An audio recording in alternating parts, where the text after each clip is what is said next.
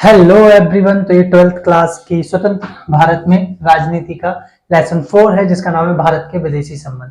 Basically अगर भारत के विदेशी संबंध बहुत अच्छे से समझना तो 1 आवर के अंदर पूरा लेसन आपको अच्छे से समझ में आ जाएगा।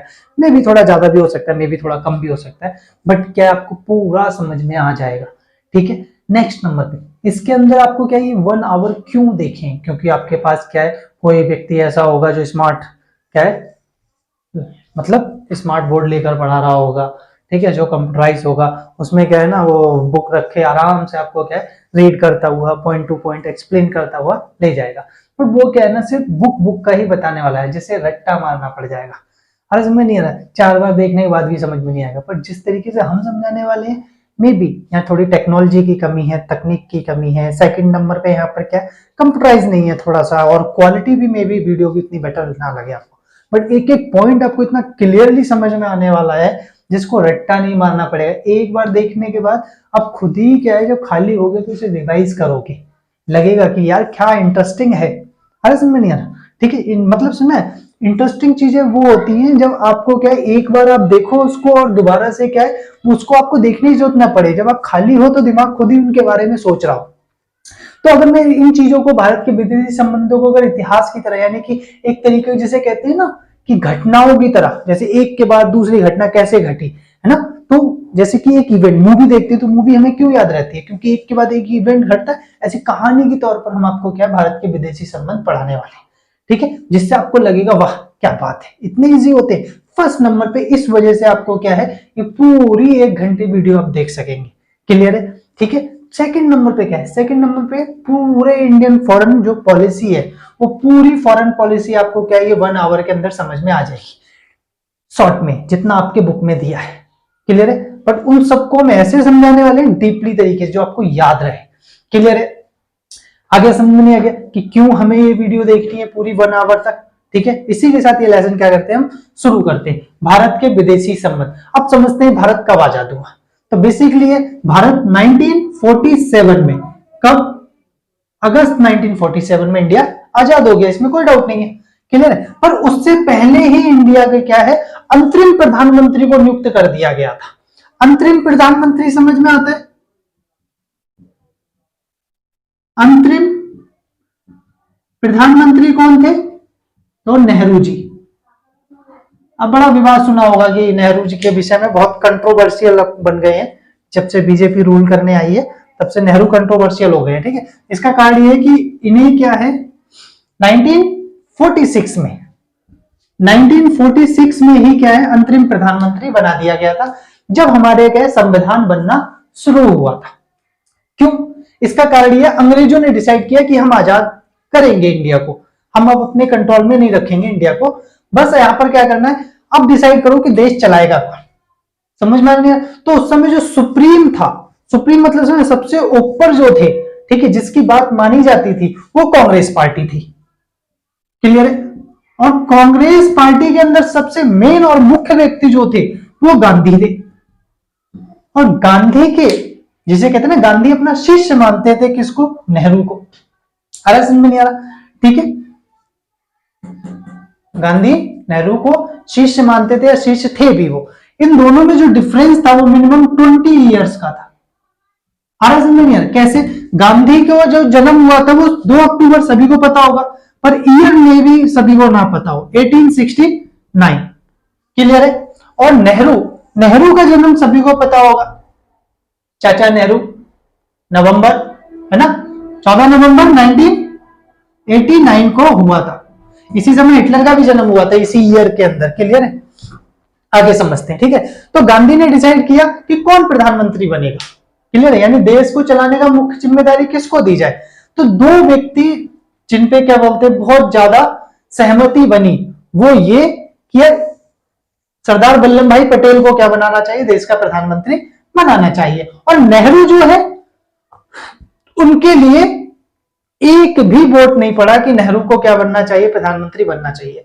पर गांधी को लगता था कि नेहरू वो व्यक्ति हैं जो देश को अच्छे से चला सकते हैं। इसके क्या कारण हो सकते हैं, तो इसके कारण कई हो सकते हैं।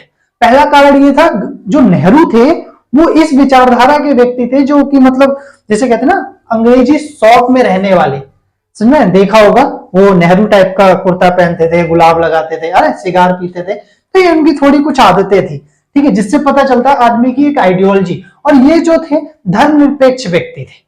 धर्मनिरपेक्ष का मतलब ये है जिन्हें भगवान पे भरोसा हो, नास्तिक व्यक्ति थे, ठीक है, बात समझ में आ रही है। इसीलिए अब सरदार वल्लभ भाई पटेल, तो इसका एक कारण ये भी है, सरदार वल्लभ भाई पटेल की एज भी थी, समझ में नहीं आ रहा, जस्ट उसके 2 साल बाद उनकी क्या डेथ भी हो गई थी, समझ में नहीं आ रहा, ठीक है, 1948-49। तो ये भी कारण रहे कि क्या नाम है, सरदार वल्लभ भाई पटेल को क्या है प्रधानमंत्री बनना ठीक भी नहीं था, क्योंकि उनकी एज भी थी, ठीक है। तो इसी वजह से क्या नेहरू प्रधानमंत्री बने, कौन, अंतरिम प्रधानमंत्री, क्लियर है, किसकी सपोर्ट से, गांधी की सपोर्ट से। अब आ जाओ भाई क्या सा कि नेहरू ने उसके बाद भारत की विदेशी नीति को कैसे अपनाया। तो अब यहां समझते हैं नेहरू, जब नेहरू आए तो नेहरू, उसी समय क्या हुआ, शीत युद्ध चल रहा था इंटरनेशनल लेवल पर, ठीक है, शीत युद्ध, इसका मतलब होता है कोल्ड वॉर। अब समझते हैं कि शीत युद्ध क्या है। शीत युद्ध का मतलब यह है कि दो पावर, देखो एक एक चीज बस ध्यान लगा लो, A4 साइज में वीडियो कर लो, ऐसे मतलब और भी स्वाइप करने का मौका मिल जाए, अरे समझ में नहीं आ रहा है, जिसका ये रोटेट किए जा रहे हो, फिर किसी को भी क्लिक करके उसे देख रहे हो, पता चल रहा है कि आए पढ़ने दो और पढ़ना पाओ। इसलिए मैं सिर्फ एक ही चीज सजेस्ट करूंगा, अगर रियली पढ़ने आए हो या भारत की विदेशी नीति जानने आए हो, तो हर कीमत पे क्या करो, A4 साइज, जैसे कहते हैं फुल स्क्रीन के अंदर क्या है वीडियो करके देखो, आज में नहीं आता, क्लियर है, शकल पे मत जाना बस, ठीक है, सोचने लगो कि इतनी बढ़िया शकल नहीं है, ठीक है, शकल से क्या है ना, पढ़ना है, ठीक है, हमें पढ़ाना है, बस इतना बुरा भी नहीं हो, चलो ठीक है, कोई बात नहीं। शीत युद्ध को समझते हैं, ठीक है, शीत युद्ध क्या है, तो शीत युद्ध दो पावरों के बीच लड़ा गया, ठीक है, एक पावर जो थी वो कौन था, तो एक आपका अमेरिका था, ठीक है, अमेरिका और कौन से, पश्चिमी यूरोप, पश्चिम यूरोप, क्लियर है, अमेरिका आप यूएसए बोल सकते हो, ये वेस्टर्न यूरोप ले सकते हो। वेस्टर्न यूरोप में आपको फेमस कंट्री कौन कौन सी ले लो आप, तो यूके ले लो, यूनाइटेड किंगडम, फ्रांस ले लो, ठीक है, नेक्स्ट नंबर पे आप किसको ले लो, इटली ले लो, ठीक है, नेक्स्ट नंबर पे आप और किसको ले सकते हो, पोर्चुगल ले लो, नेक्स्ट नंबर पुर्तगाल, नेक्स्ट नंबर स्पेन ले लो, वेस्टर्न यूरोप पूरा लो, यूरोप का आधा इधर का हिस्सा ले लो, ठीक है। अब यहां कौन है, यहां यूएसएसआर है, क्लियर है, आप पहली बुक में पढ़ के आए होंगे, समकालीन विश्व में राजनीति में यूएसएस के बारे में सेकंड लेसन है, ठीक है, नहीं है तो हमारी वीडियो में जरूर देखें, क्लियर है। तो यूएसएसआर का सपोर्ट कौन कर रहा था, एक तो यूएसएसआर और एक पूर्वीय यूरोप, क्लियर है। ईस्टर्न यूरोप में कौन कौन है, तो पोलैंड हो गया, हंगरी हो गई, चेकोस्लोवाकिया हो गया, युगोस्लाविया हो गया, युगोस्लाविया नहीं सॉरी, युगोस्लाविया तो क्या नाम है, एनएएम में था, नॉन अलाइन मूवमेंट में था, गुट निरपेक्ष में, ठीक है। नेक्स्ट नंबर पे आपका कौन सा हो गया, ये 5 सेंट्रल एशिया ले लो, कजाकिस्तान, उज्बेकिस्तान, तुर्कमेनिस्तान, ठीक है, तो ये भी आपका क्या है यूएसएसआर में शामिल था, तो पूर्वीय यूरोप ले लिया। अब समझते हैं शीत युद्ध क्या है। शीत युद्ध का मतलब है इन दोनों में एक विचारधारा की लड़ाई हो गई थी, विचार मतलब इसमें आइडियोलॉजी, आप किस विचारधारा को मानते हैं, ठीक है। तो ये चाहता था कि इकोनॉमी पूरी तरीके से खुली रहे, यानी कि ओपन इकोनॉमी की बात करता है, खुली अर्थव्यवस्था, कैसी अर्थव्यवस्था समझना, ठीक है, खुली अर्थ व्यवस्था, जबकि ये किसकी बात करता है, ये समाजवाद की बात करता है या साम्यवाद की बात करता है, ठीक है, ये निजी संपत्ति को खत्म करने की बात करता है,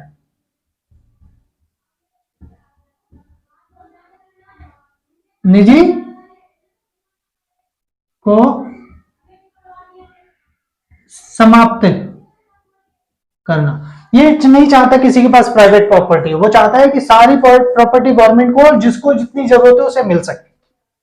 एक छोटा सा एग्जांपल देता हूं, आप स्कूल के स्टूडेंट्स हो, क्लियर है, नहीं भी हो तो भी आप स्कूल में कभी ना कभी गए होगे, ठीक है। अब सोच के चलो स्कूल के अंदर टोटल 10 स्टूडेंट बैठे हुए, 1 2 3 4 5 6, ठीक है, अर्ज नहीं यार, ये है आपके 10 स्टूडेंट, ठीक है, और ये 10 स्टूडेंट जो है, इन 10 स्टूडेंट में एक बच्चा 100 में से 50 मार्क्स लाया, एक लेकर आया 97, एक लेके आया 3 मार्क्स, एक लेकर आया 40, एक लेकर आया तुम्हारा 30, अरे समझ में नहीं आ रहा, एक लेकर आया तुम्हारा 20, एक लेकर आया आपका 80 और एक लेकर आया 97, एक लेकर आया आपका 99।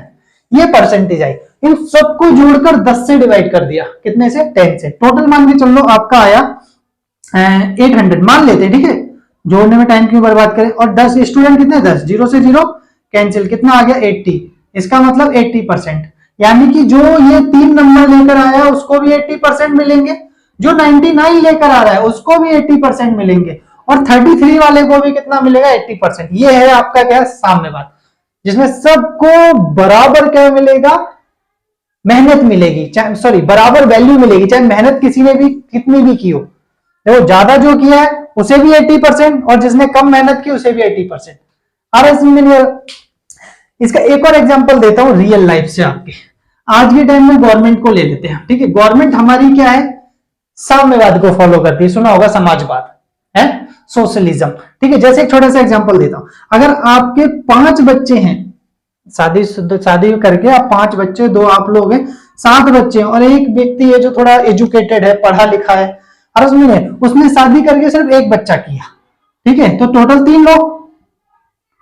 अब सोचो राशन किसको ज्यादा मिलेगा, इस व्यक्ति को या इसको?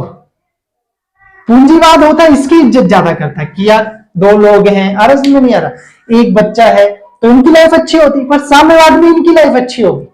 क्यों? क्योंकि ये लोग 7 हैं। कितने लोग हैं? 7 लोग हैं, है ना। तो इन्हें राशन ज्यादा मिलेगा, 5 किलो एक कैंडिडेट पे 35 किलो मिलेगा, इनको कितना मिलेगा? 15 किलो। अरज में नहीं आ रहा, तो जिसको जितनी जरूरत है उसे उतना मिलेगा, साम्यवाद ये कहता है। पर पूंजीवाद कहता है नहीं, आप जितनी मेहनत करोगे उतना आपको मिलेगा।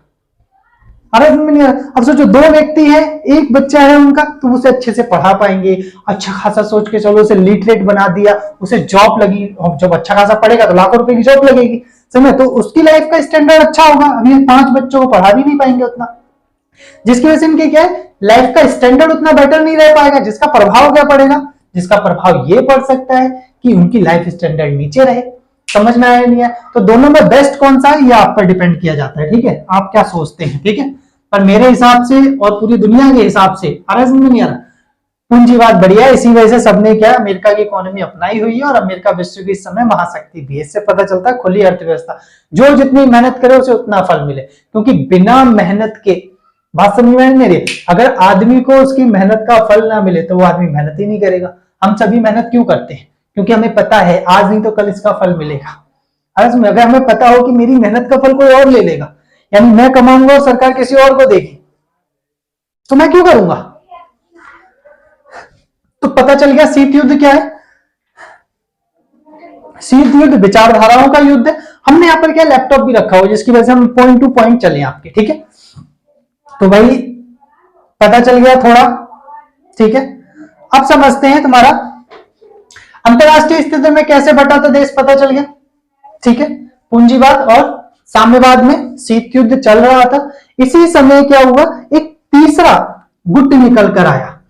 इस समय नेहरू ने मार्च 1946 के अंदर, मार्च 1946 जिस समय इंडिया आजाद भी नहीं हुआ था, ठीक है, एफ्रो एशियाई या एशियाई सम्मेलन किया। कौन सा सम्मेलन किया?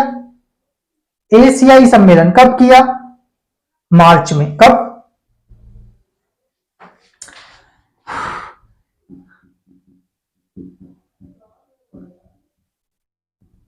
एशिया सम्मेलन कब किया? मार्च 1946 में। इन्होंने इंडोनेशिया के आजादी के लिए क्या है, संघर्ष किया। इन्होंने कहा कि इंडोनेशिया को आजाद होना चाहिए, यानी कि जिन्होंने गुलाम बना रखा है, यानी पोर्चुगल ने गुलाम बना रखा था, उसे क्या करना चाहिए, उसको आजाद करना चाहिए। क्लियर हो गया? देखो हम आजाद भी नहीं हुए थे, समझ में, नेहरू तभी से वकालत करने लगे कि दूसरे देशों को भी क्या करना है, आजाद रखना है। यानी कि हम उपनिवेशवाद और साम्राज्यवाद के खिलाफ विदेशी नीति हमारा क्या रही, एक हथकंडा रही, ठीक है। कौन कौन सी? तो समझते हैं भारतीय विदेशी नीति के क्या बोलते, क्या क्या क्या रहे, पहलू क्या रहे। तो भारत की विदेशी नीति,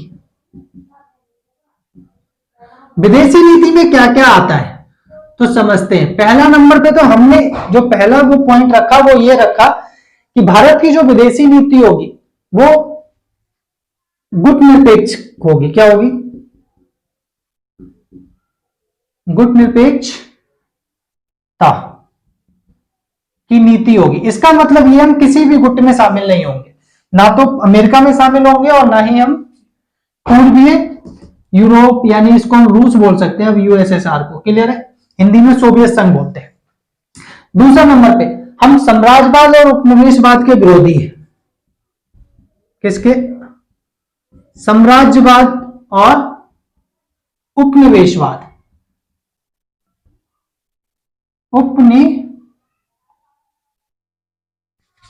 उपनिवेशवाद के खिलाफ बोल सकते हो। ठीक है? भारत की विदेशी नीति रही। ठीक है? दूसरे नंबर पे क्या है? दोनों गुटों से हम दूर रहेंगे। किससे? वही गुटनिरपेक्षता की नीति होगी। गुटनिरपेक्षता की नीति को इसने क्या है ना, उस तरीके से रिप्रेजेंट किया है। ठीक है? और भारत की विदेशी नीति में नेहरू की भूमिका अहम रही। किसकी? नेहरू की भूमिका। ठीक है? इसी में दोनों खेमों से दूरी है, गुटनिरपेक्षता में ही आ जाएगा। ठीक है आपका? तो ये मत सोचना क्या है। ठीक है? एफ्रो एशियाई एकता, हमने क्या है, एफ्रो एशियाई एकता की बात की। क्लियर है? ठीक है, इसमें सिर्फ इतने पॉइंट दिए, हम इतने ही पॉइंट पढ़ेंगे। वैसे मैं आपको और डीपली लेके चलता, बट दिक्कत यही है कि डीपली लेके चलूंगा तो आपको लगेगा कि चल गया है, आया समझ में नहीं आया। ठीक है? तो पहला क्या है? साम्राज्यवाद और उपनिवेशवाद के खिलाफ, यानी हम उन देशों के खिलाफ थे जो दूसरे देशों को गुलाम बनाते थे, क्योंकि हम भी एक देश गुलाम रहे थे और हमारे ऊपर शोषण हुआ था। 200 साल अंग्रेजों ने हमें लूटा। ठीक है? तो हम नहीं चाहते थे और देशों के साथ ऐसा हो। सेकेंड वर्ल्ड वॉर का एक फायदा हुआ। क्या? सेकेंड जो वर्ल्ड वॉर है, अगर कुछ कह सकते हो, 1939 से 45, कहते हैं ना कोई भी चीज गलत नहीं होती, हर चीज के कुछ ना कुछ फायदे भी होते हैं। अगर नुकसान बहुत है तो एक दो फायदे भी मिलेंगे। तो सेकेंड वर्ल्ड वॉर का फायदा दो लोगों के लिए हुआ। एक वो जो देश गुलाम थे, उन देशों के लिए फायदा हुआ, क्योंकि जिन देशों ने गुलाम बना रखा था वो बहुत ही कमजोर हो गए। जैसे ब्रिटेन पूरी तरीके से टूट गया, क्योंकि जर्मनी ने इतनी बमबारी की उसके ऊपर कि लंदन तबाह कर दिया और इसमें उसकी इकोनॉमी बर्बाद कर दी। तो एक कारण तो ये। फ्रांस, पता ही है हिटलर ने क्या फ्रांस पे तो क्या 6 महीने में कब्जा कर लिया और उसकी राजधानी पेरिस में आके बैठ गया। जो फ्रांस दूसरे देशों पर कब्जा कर रहा था, ब्रिटेन पूरी तरीके से यूं समझ लो बस उसने हथियार नहीं घेरे, हार नहीं मानी, वरना हार वो भी चुका था सेकेंड वर्ल्ड वॉर के अंदर। हिटलर ने ऑलमोस्ट अपने पास के सारे गांवों को, सारे देशों को अपने कंट्रोल में ले लिया था। रशिया के अंदर देखो पूरा इंटरफेयर कर दिया। रशिया बेचारा बड़ी मुश्किल से, जिसे कहते हैं ना, अपने आप को डिफेंस कर पा रहा था। उसके बाद उसने हमला किया, वो अलग बात है कि रशिया ने ही हराया जर्मनी को, पर शुरुआत में तो उसने बहुत बुरा हाल कर दिया था रशिया का भी। ठीक है? तो ऐसे समय में जो साम्राज्यवाद देश थे, ठीक है, उपनिवेशवाद, अब फिर दूसरे नंबर पे जर्मनी जो तबाही मचा रहा था, फिर जर्मनी की तबाही मची, इटली बर्बाद हो गया, जापान के ऊपर परमाणु हथियार गिरे, तो जापान ने भी दूसरे देशों पे कब्जा कर रखा था। तो वो दोनों तरफ के लड़ने वाले देश क्या हो गए थे? खत्म हो चुके थे, यानी पावर जो थी उनकी वो बिल्कुल गिर चुकी थी। समझिए, और दो महाशक्तियां निकल कर आई, एक अमेरिका और एक यूरोप में, मतलब रूस। सोवियत संघ विश्व की महाशक्ति बन के उभरा।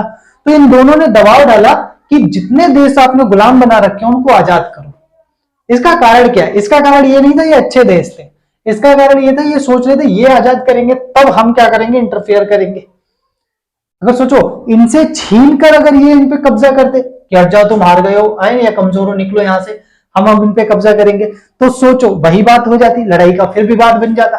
इन्होंने क्या दबाव डाला, नैतिकता के आधार पर, मॉरलिटी के बेस पर इन्हें क्या करो, आजाद करो, जिससे हमें मौका मिले और हम क्या कर सके,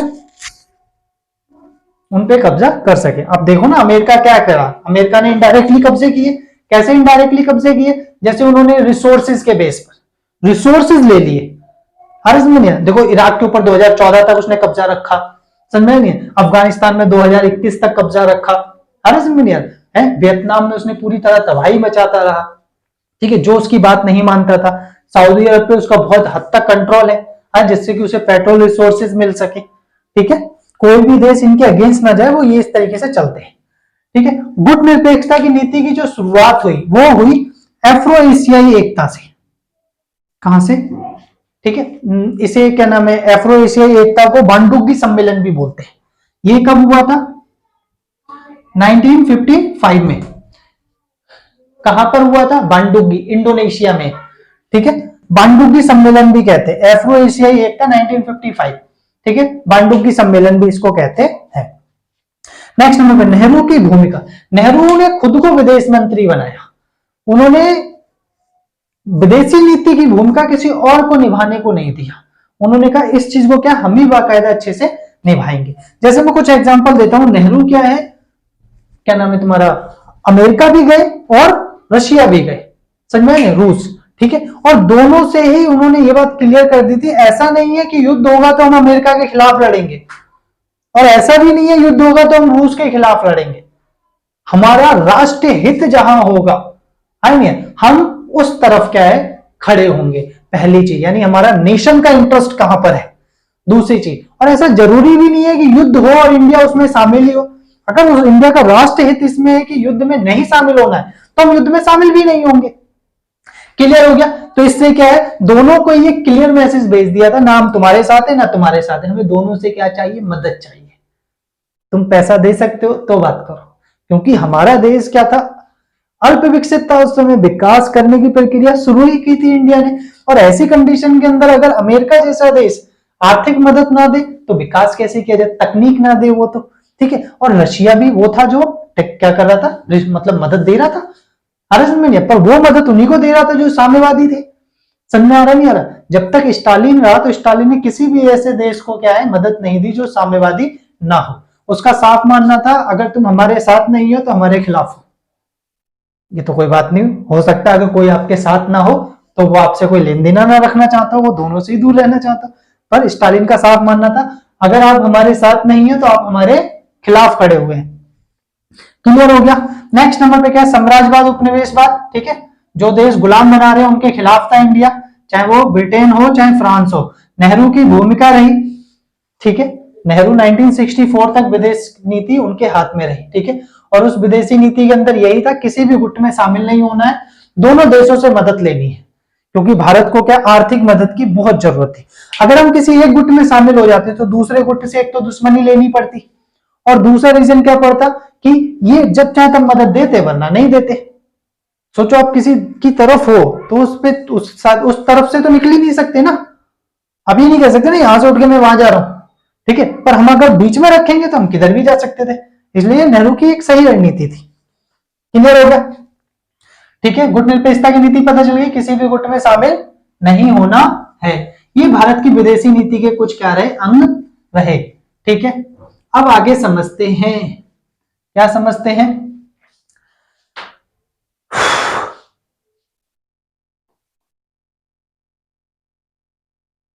ये आपका हो गया। हाँ, आर्टिकल 51 समझते हैं। ठीक है, इसमें एक अनुच्छेद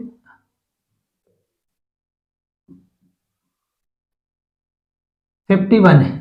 अनुच्छेद 51, इसका मतलब यह है कि भारत के जो नीति निर्देशक सिद्धांत है, directive principle of state policy है, डीपीएसपी। क्लियर है? क्या directive principle of state policy, Hindi में बोलते हैं इसको क्या, राज्य के नीति निर्देशक सिद्धांत। वो कितने से कितने में दिए, अनुच्छेद 36, यानी कि आर्टिकल 36 टू मतलब 36 से 51 तक। क्लियर हो गया? ठीक है, तो 51 में कहा गया है कि यदि अंतरराष्ट्रीय विवाद होते हैं तो भारत उसमें क्या है, शांतिपूर्ण तरीके से उन विवादों का समाधान करेगा।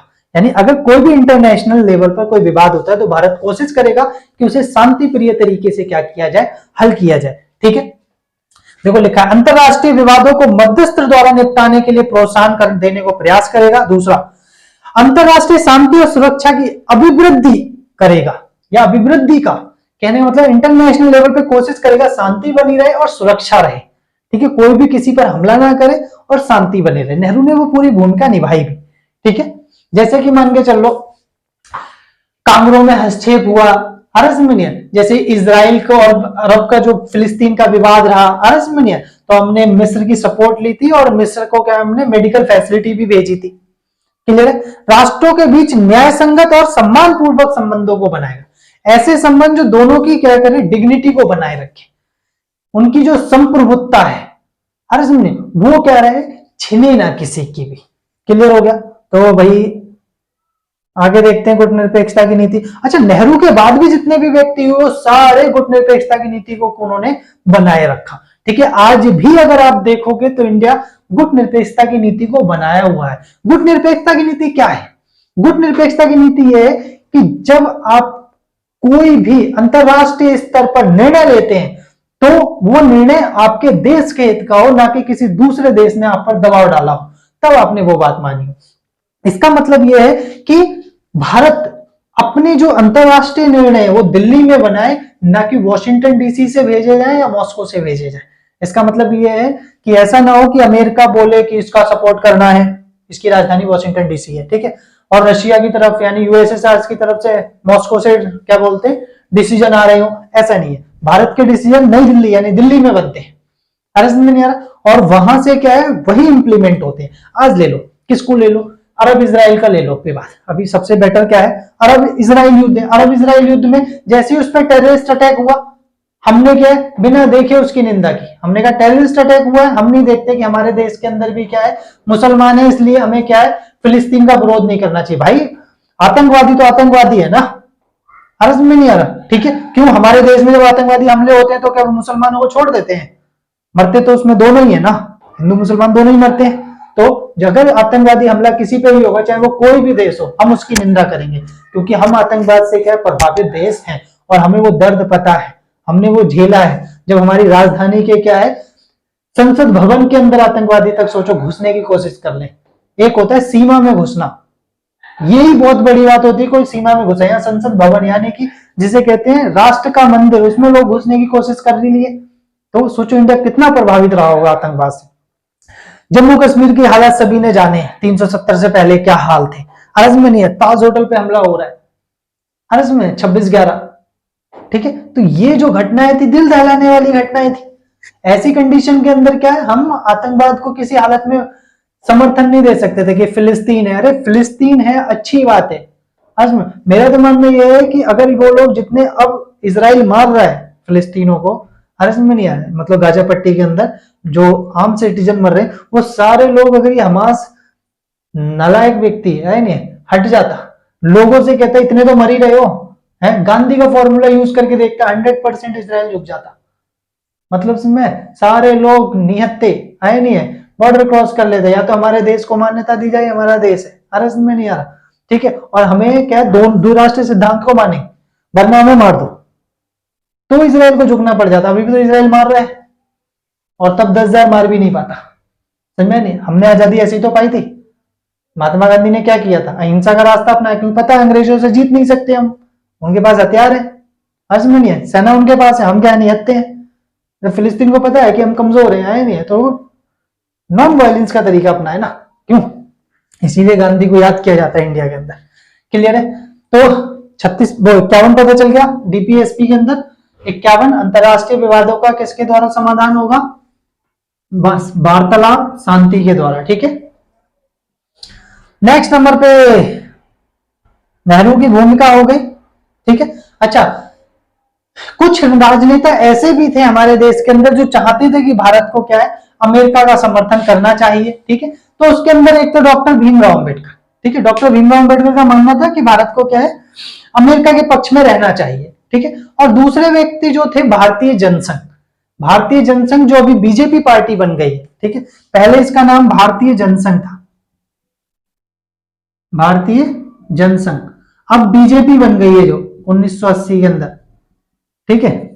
1980 में जो बीजेपी बन गई है, उसका भी मानना है कि अमेरिका के पक्ष में रहना चाहिए। अब इसी वजह से आप देख भी सकते हो बीजेपी रूल कर रही है, तो बीजेपी क्या है बहुत हद तक अमेरिका के पक्ष में आ गई है। इसके बेस्ट एग्जांपल ले लो, एक तो हम I2U2 के मेंबर हैं, ठीक है। ये विदेशी नीति है, करंट को भी मैं आपको बता रहा हूं जिससे आप बहुत अच्छे से समझ सको। दूसरे नंबर पे क्वाड, अर्ज में सिक्योरिटी जो डायलॉग है, अर्ज में वो भी, उसके अंदर 4 देश है, अमेरिका, क्या नाम है, इंडिया, ऑस्ट्रेलिया, हर में नहीं आ रहा, ठीक है, और Japan, India, India, America, USA, Australia, अरस और ब्रिटेन, ये इसका मेंबर है, ब्रिटेन, ब्रिटेन और जापान नहीं, ब्रिटेन। क्लियर हो गया? आगे समझ में आता नहीं हो गया? अब आगे समझते हैं, ठीक है। क्वाड हो गया, I2U2 हो गया। अब उसके बाद क्या है?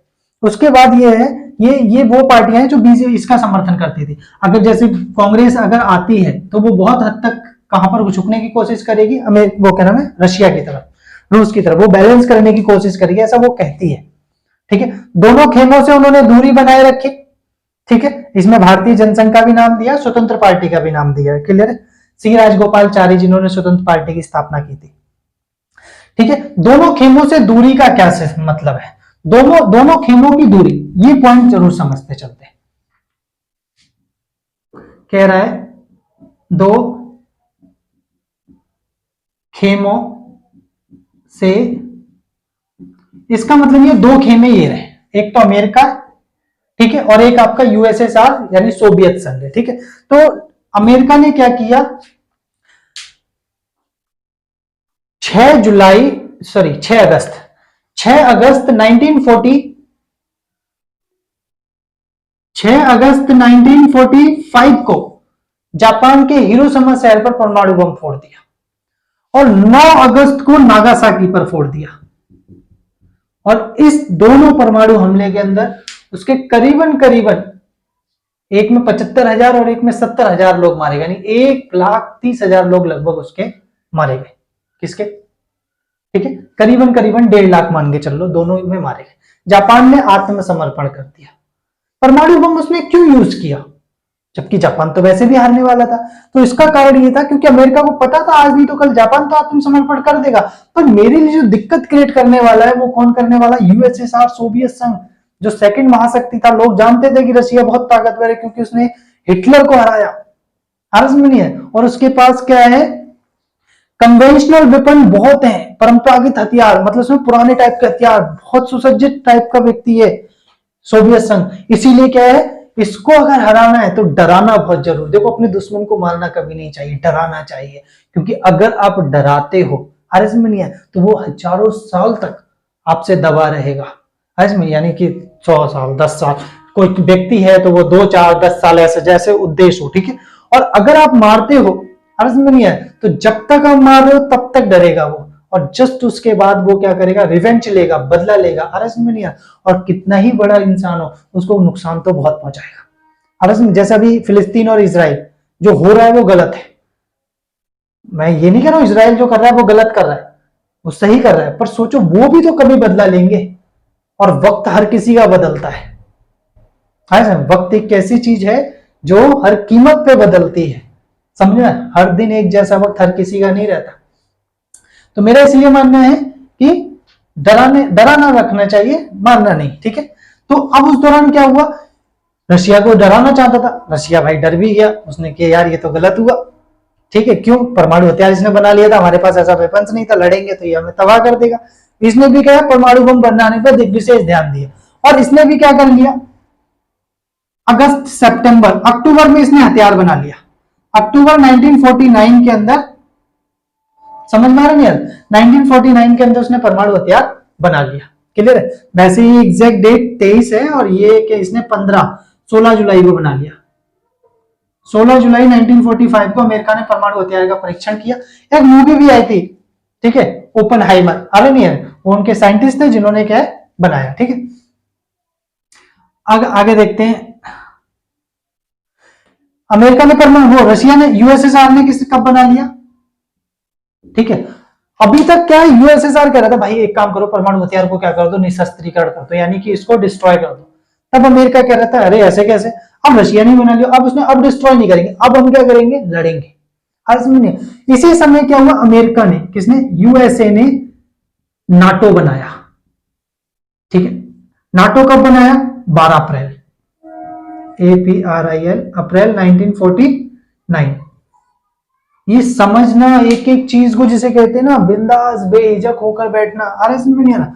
12 अप्रैल 1949 12 देशों ने मिलकर, कितना,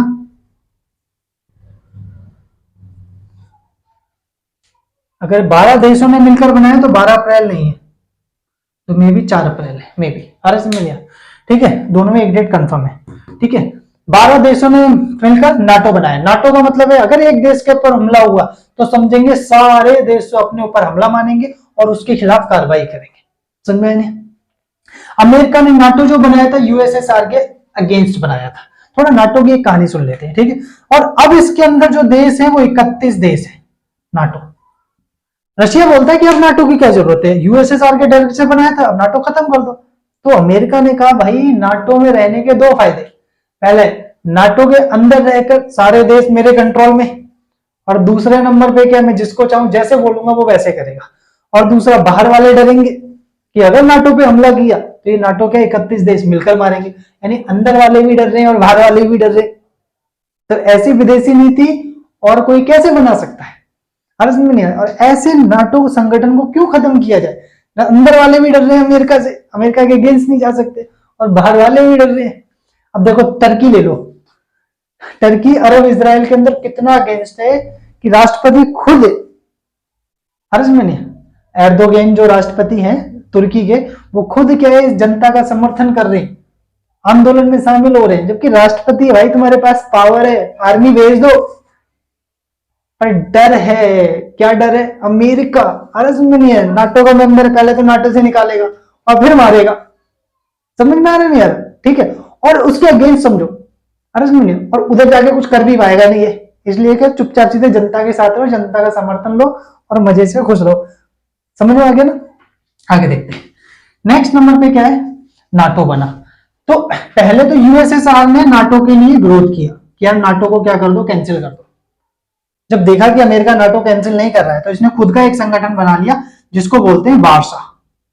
क्या? Warsaw pact. वार्सा पैक्ट 1955 में बना। ठीक है, 6 देशों ने मिलकर इसमें क्या बनाया था, जो पूर्वी यूरोप और यूएसएसआर। ठीक है, वार्सा पैक्ट, वार्सा क्या है, पोलैंड की राजधानी है, वहां पर ये संधि हुई थी, इसलिए इसको वार्सा पैक्ट कहते हैं। नाटो की फुल फॉर्म क्या है? नॉर्थ अटलांटिक टीटो ऑर्गेनाइजेशन, ट्रीटी ऑर्गेनाइजेशन। क्लियर हो गया? आगे इसमें वार्सा पैक्ट खत्म हो गया। क्लियर है? 1989 जब शीत युद्ध खत्म हुआ तो वार्सा पैक्ट को भी क्या कर दिया गया, खत्म कर दिया गया। अब समझते हैं, अमेरिका ने इसके साथ ही 2 संगठन और बनाए। नाटो के बाद उसने सीटो बनाया। क्या बनाया? SEATO, सीटो। और एक सेंटो बनाया, CNTO, सेंटो। इसकी स्थापना 1949 में, 1954 में और 1955 में की। क्लियर है?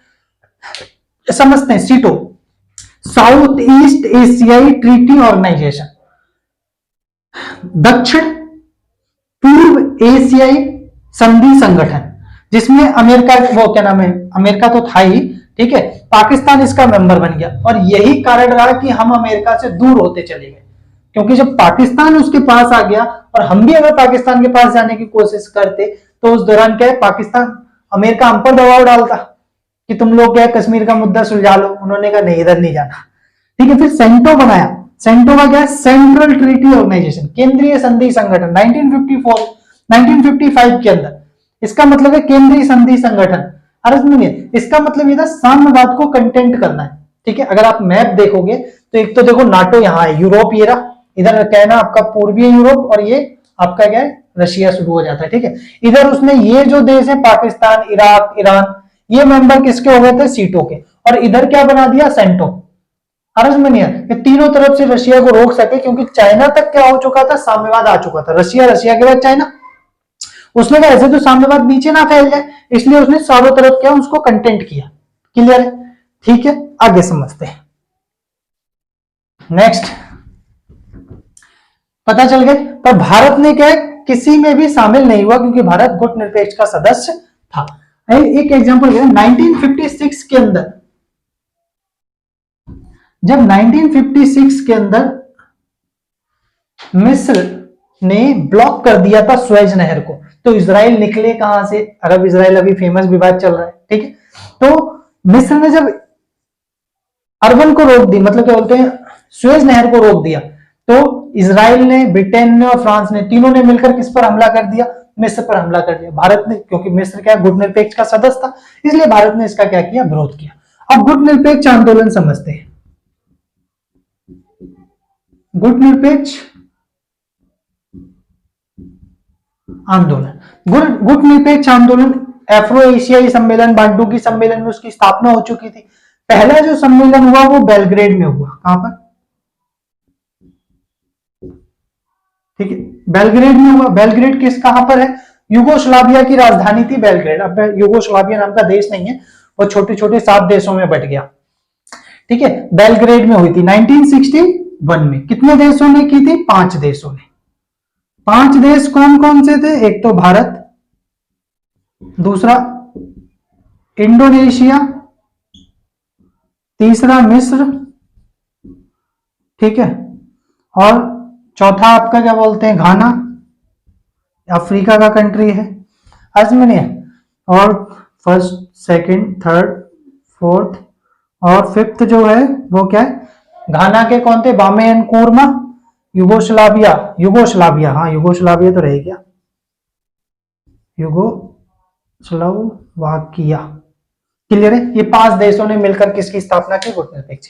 हर देश के नेता का नाम पता होना चाहिए, क्वेश्चन में आ सकते हैं। भारत के पंडित जवाहरलाल नेहरू थे। इंडोनेशिया के कौन थे? सुकर्णो।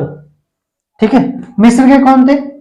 गुलाम अब्दुल नासिर। घाना के कौन थे? बामे एंड कूरमा। क्लियर हो गया? ठीक है, तो नाम आपको पता होने चाहिए। ठीक है, आगे देखते हैं भाई।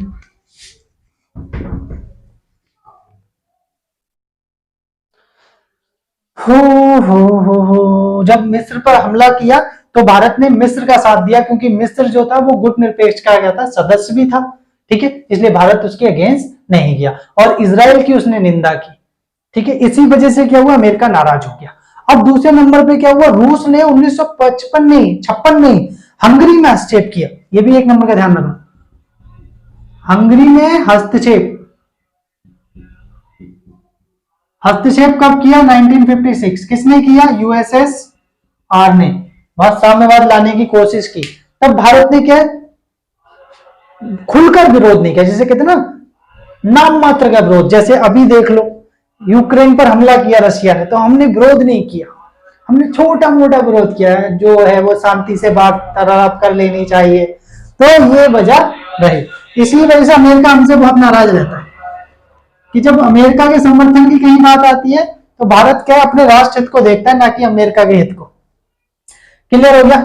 ठीक है, पता चल गया क्यों हम रशिया की तरफ झुक रहे थे और क्यों हम अमेरिका से दूर होते चले गए। तो 3 कारण मैंने बता दिए। एक तो सीटों का मेंबर पाकिस्तान बन गया तो हम अमेरिका की तरफ जा नहीं सकते थे। दूसरा कारण क्या था? दूसरा कारण यह था कि अरब इसराइल में, जब अरब इसराइल का युद्ध हुआ तो मिस्र का हमने समर्थन किया, जिसकी वजह से अमेरिका को बुरा लगा, क्योंकि यूके इसका पार्टनर था। इसराइल पता ही है, अभी भी देख लो अमेरिका कितनी बुरी तरीके से उसका समर्थन कर रहा है, तो उसी समय शुरू से समर्थन करता है। तो ये कारण रहे। ठीक है, और थर्ड कारण ये था कि हम रूस की तरफ इसलिए गए क्योंकि स्टालिन की मृत्यु हो गई 1953 के अंदर। जब स्टालिन मर गया, कौन? जो यूएसएसआर का कौन था? महासचिव था। ठीक है, स्टालिन जब मर गया तो स्टालिन की नीति थी कि अगर आप क्या है हमारे साथ नहीं हो तो हमारे खिलाफ हो। पर जो निकिता क्रुश्चेव आए, उनकी क्या नहीं थी? ऐसी पॉलिसी नहीं थी। उनका मानना यह था उन देशों को भी हम समर्थन देंगे जिन देशों में साम्यवाद नहीं है, बशर्ते शर्त यह हो कि वो अमेरिका का क्या ना हो, पक्ष में ना हो। और अगर अमेरिका के पक्ष में भी और रूस के साथ आना चाहते हैं, सोवियत संघ के, तो भी हम उसको समर्थन देंगे। और भारत तो क्या था? तटस्थ था। तटस्थ का मतलब गुटनिरपेक्षता की नीति अपनाई थी। ठीक है, आगे देखते हैं। एफ्रो एशियाई बता दिया मैंने। ठीक है, एशियाई संबंध सम्मेलन हुआ था, है ना, एशियन रिलेशन कॉन्फ्रेंस मार्च में 1947। क्लियर है? एफ्रो क्या नाम है? एशियन रिलेशन कॉन्फ्रेंस मार्च 1947 में हुई थी, 6 में नहीं, 1 साल बढ़ा देना। इंडोनेशिया की आजादी का भरपूर प्रयास किया हमने, ये हमने बता दिया। एफ्रो एशियाई सम्मेलन हो गया, बांडुकी सम्मेलन। ठीक है, बेलग्रेड में हुआ गुटनिरपेक्ष, ये भी पता चल गया। अब आ जाते हैं चीन के साथ शांति और संघर्ष। किसके साथ? चीन के साथ शांति और संघर्ष।